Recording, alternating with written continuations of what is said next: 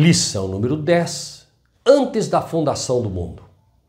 Pai, desejo que onde eu estou, estejam comigo também aqueles que me tens dado, para verem a minha glória, a qual tu me deste, pois que me amaste antes da fundação do mundo. João 17, 24. Jesus aqui volta no tempo e apresenta sua condição antes da fundação do mundo. E que condição era esta? A condição, primeiramente, de filho literal. Antes da fundação do mundo, ele já apresenta a relação que existe entre ele e Deus. Deus é seu Pai. Esta realidade, embora simples, confronta a ideia que hoje toma corpo entre adventistas e protestantes que creem que Jesus apenas passa a ser filho de Deus a partir do momento em que nasce de Maria. Mas há ainda outra lição.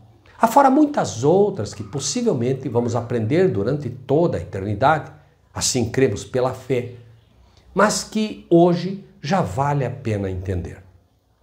E adorá-la-ão todos os que habitam sobre a terra, esses cujos nomes não estão escritos no livro do Cordeiro que foi morto desde a fundação do mundo.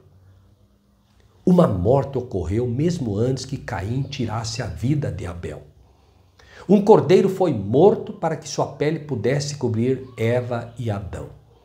Esta morte era tão somente um símbolo de uma espécie de morte muito mais dolorida, muito mais grave, que ocorreria ainda, mas já dada como certa no céu desde a fundação do mundo.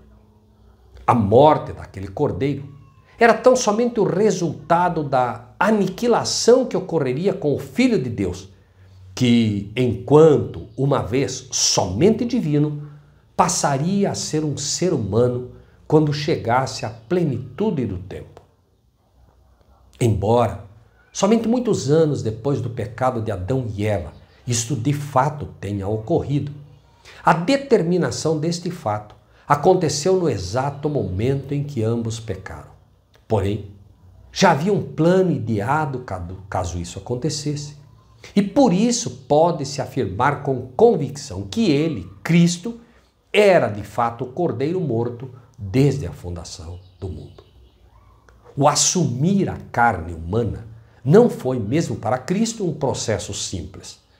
Um ser somente divino deixou de existir e deu lugar a um outro ser quanto à matéria do que era composto, pois de fato ele aniquilou-se.